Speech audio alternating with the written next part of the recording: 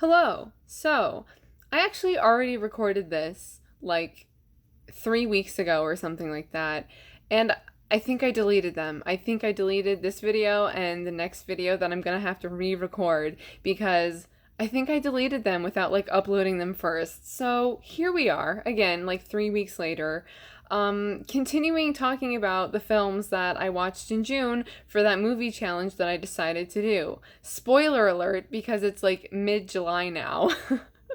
I didn't make it to 30 films, but that's okay because June ended up being really busy, which is why I didn't film and post anything, upload anything for the rest of the month. And then also the beginning of July was really busy.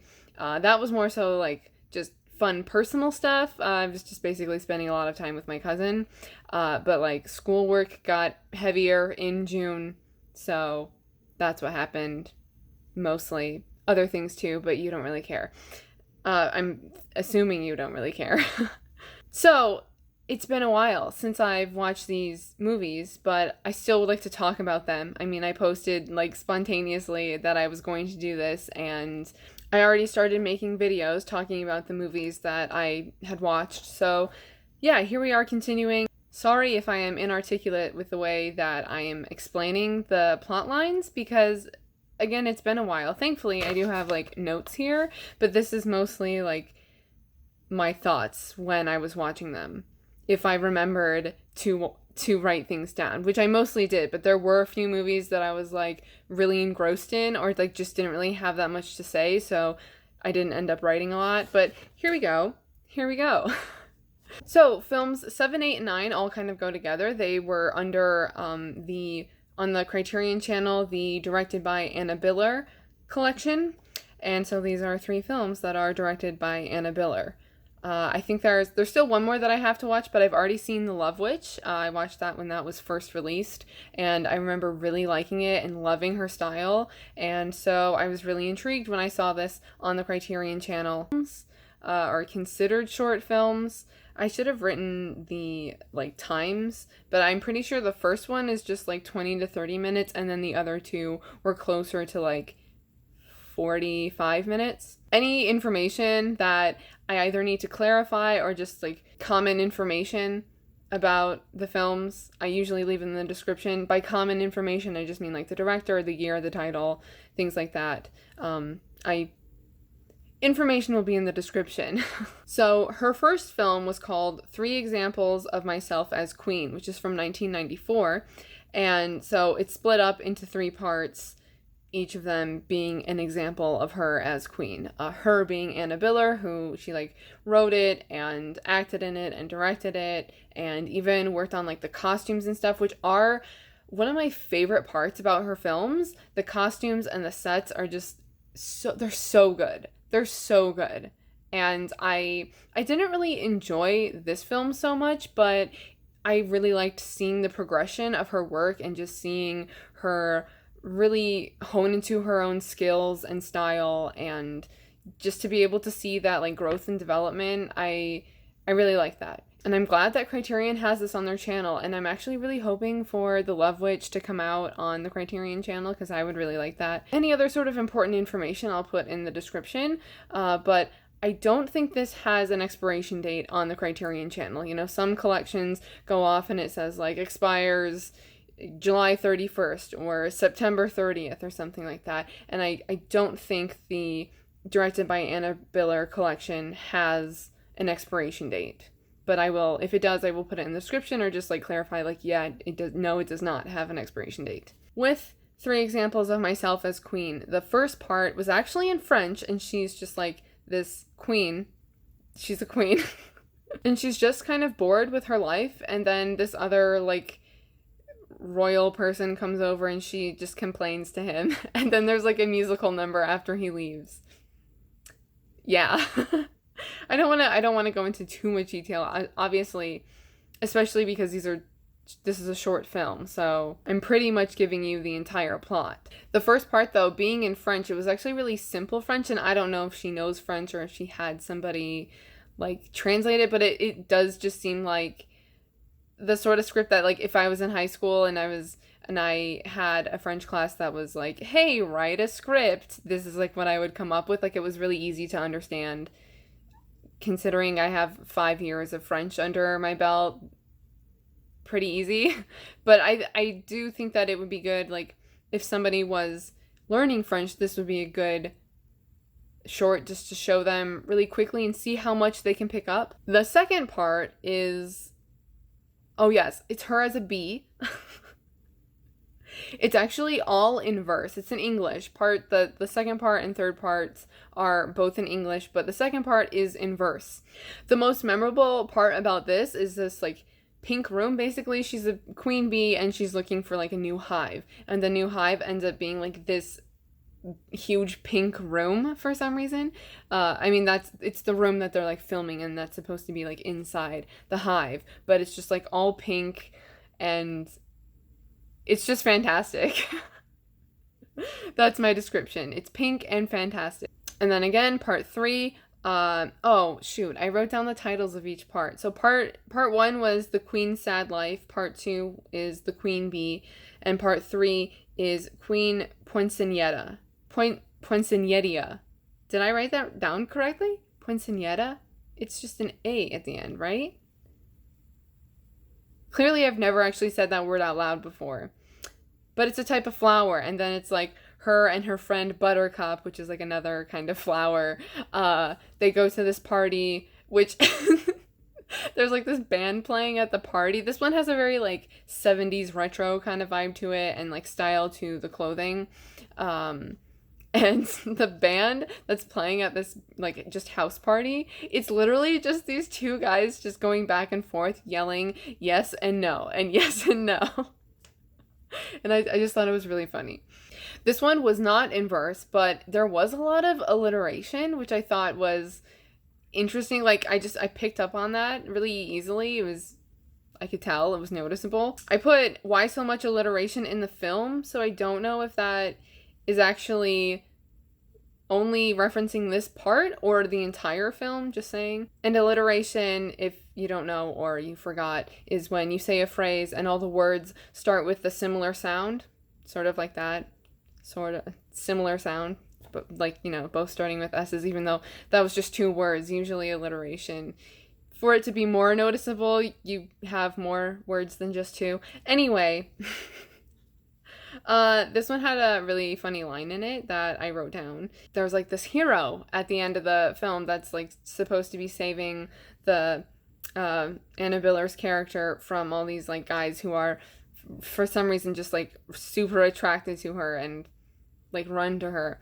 And she goes up in a tree for some reason. That's her response. And then the hero comes and tries to save her. And then she's just like, why are you doing this? And his response is, because I am the hero and my sense of honor compels me. And I really liked that. There were some funny lines throughout this. Yeah. And what does it say? 6S? What the hell does that mean? I don't know what that means. I wrote 6S. It's like 6.S. If I hadn't seen The Love Witch and been familiar with Anna Biller's style, I may have thought it was dumb. I don't know what 6S means. That's really going to bother me, but I have to move on. Okay, so then the second film of hers is called A Visit from the Incubus from 2001. And immediately, oh my gosh, I didn't even really like this that much, but just the sets and the costumes, again, like, increase my likeness of it or my liking of it. Like, I don't know. It's not like it was particularly enjoyable or great, but I really liked it and enjoyed it because it was just like this visual spectacle that I was really into, and I just love her style. And the very first frame, just the first shot of the film, I was like, oh my god, well, okay, not the very first, because there's like a little opening, but when the film actually starts, I was just like, oh my god, this looks so good. What the heck? What the heck? This is about, it's called A Visit from the Incubus. So there's the main character, Lucy, who gets a visit from an incubus pretty much every night, and it takes place in the Wild West. That's the setting, which I thought wouldn't work well, but it surprisingly does work. I thought it would clash too much, but it worked. So I wrote, because I just think that I'm humorous sometimes, I wrote, first shot of the movie, I'm dead. Like, that's a legit quote that I said out loud when I was watching the movie. I'm dead. The costume, the set, the colors, even the painting on the wall. This is it. This is it. And then a heart. And, yeah, and at first I thought the Old West setting would be weird and not go well with something having to do with an incubus, because when I think of the word incubus, I immediately go back to, like, I say that as if I was there, you know, the romantic Gothic era, even though those are two different eras, Gothic romance kind of, you know, like that one painting that's often used for the, like, when discussing Frankenstein and Mary Shelley, because she dreamed about Frankenstein and then decided to write this book based on that dream, you know? Oh man, as someone who took a year of art history and really loves art, that's gonna bother me, but I'll leave it in the description. I'll look it up, and as soon as I do, I'll be like, oh yes, that's what it's called. Anyway, that's the kind of, like, image that comes to my mind. And just like more darker colors. Yeah, again, Gothic era. So that's why I thought it would clash with, like, an Old West, Wild West setting, but it actually works all right. And so in this, Lucy just tries to, like, escape or, like, get away from the incubus, and for some reason her solution to doing that is by getting a job at a saloon as a performer. That's it. I don't know how that works, but it works apparently. Good for Lucy. And Lucy has, like, a musical number that's supposed to be, like, her first performance, but also sort of like an audition in a way, like, to solidify her job there.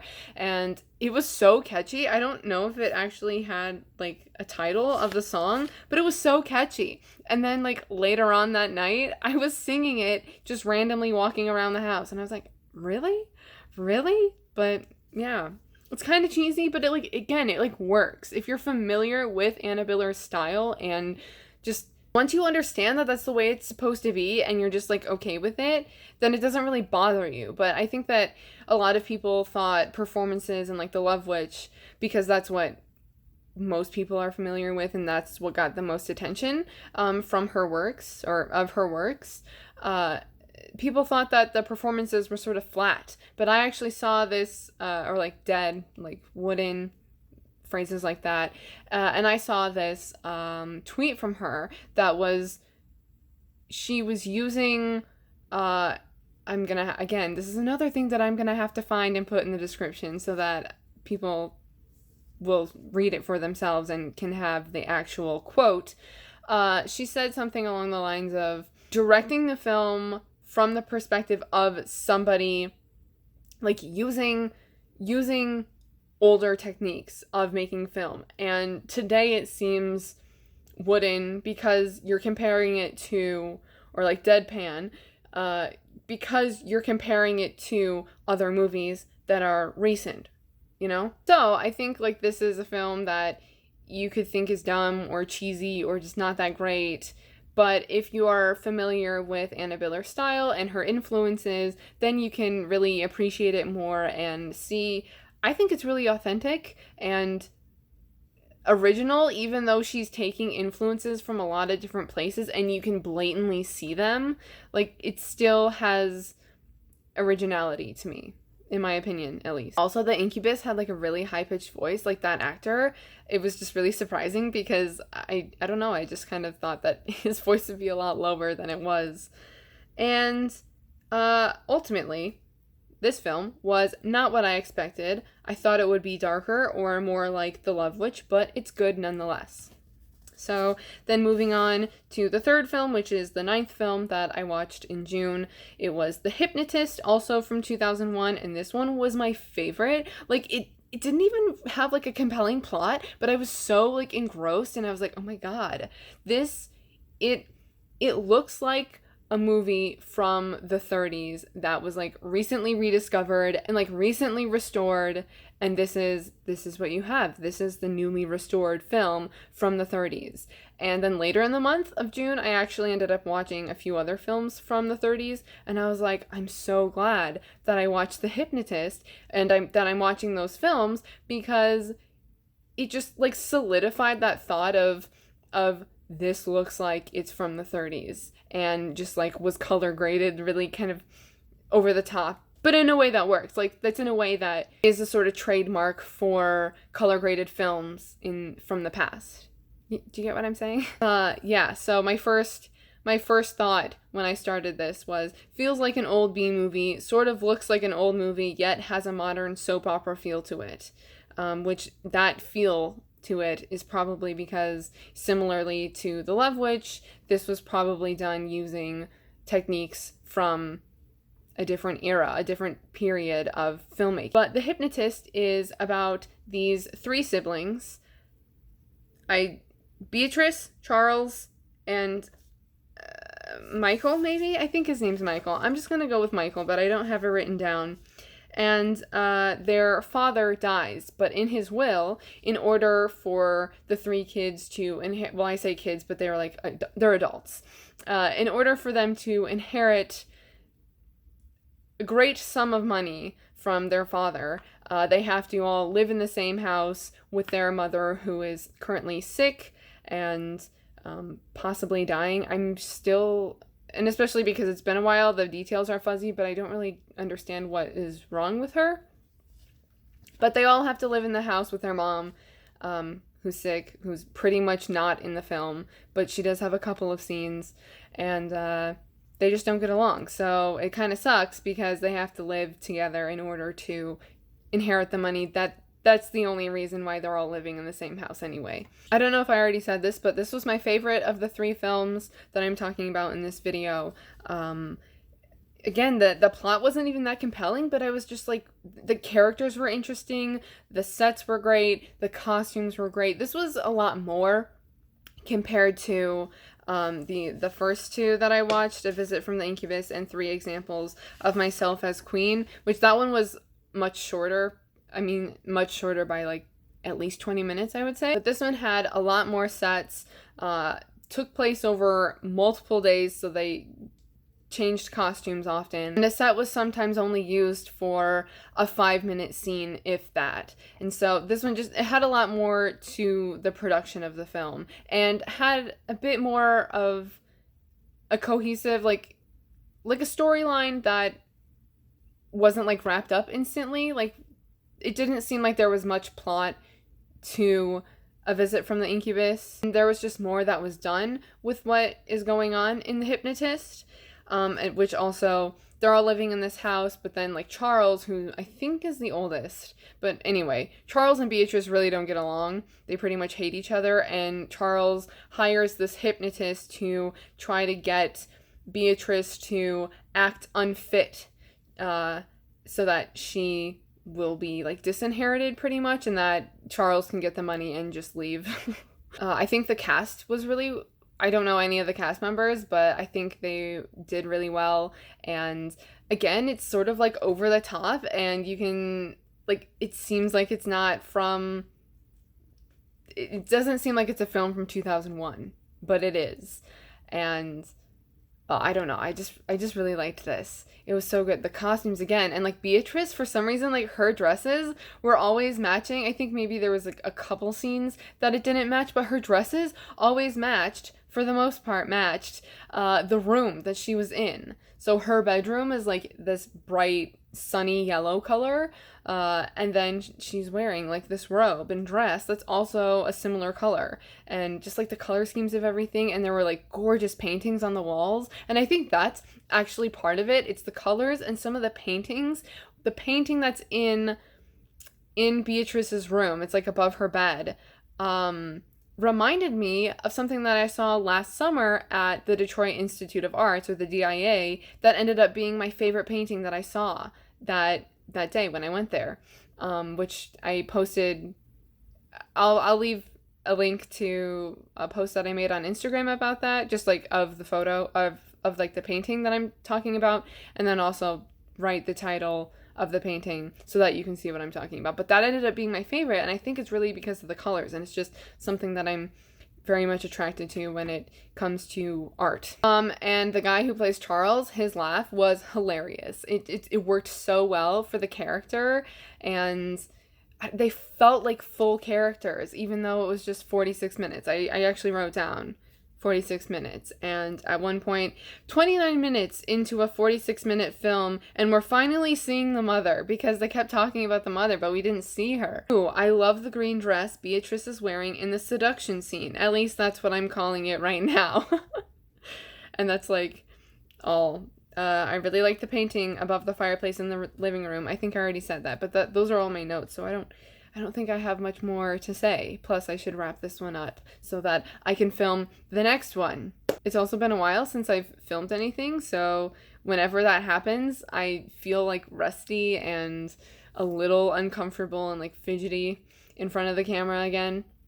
Hopefully that didn't show too much, especially because I've had like a handful of new subscribers, and I felt bad for like not posting anything, but like basically every month to 2 months I have a really big project to work on for school, and I think that's usually when I like just disappear and don't post anything for a while, because I need to focus on like that compared to what making videos and stuff like that. But I do continue watching things because I often listen to something. I often listen to something while I'm working on school stuff. Yeah, so I felt bad because I haven't posted in like a month, and also I've gotten new subscribers, and it's like, hey, I subscribed to this channel and she hasn't posted anything. I'm probably just like overly aware of things like that though. Anyway, thank you to those who have subscribed recently and are watching this, and look forward to the next ones that I will end up talking about all the films that I watched in June. And I don't know actually if I'm gonna do a June favorites video or just do like a summer favorites video, because a lot of the things in June I'd like to show, but I don't. Well, like my birthday was in June and I pre-ordered things, but also other things that I ordered like I don't have yet. It's just a whole thing. I'm over explaining probably, but maybe I'll just do a summer favorites, but maybe that'll be too long. I don't know. I'm just rambling now, aren't I? I just like don't know how to wrap this up, I guess. I'd love to know how you are doing though, and what you've been watching on the Criterion channel or just in general, and if you've gotten anything from the Barnes & Noble sale that's happening right now. I don't think I'm gonna get anything because I have the Criterion channel, but we'll see. Have you seen any of these films that I'm talking about in this video? If you have, I'd love to know what you thought of them and stuff like that. So thank you for watching, and I will see you in my next video. Bye!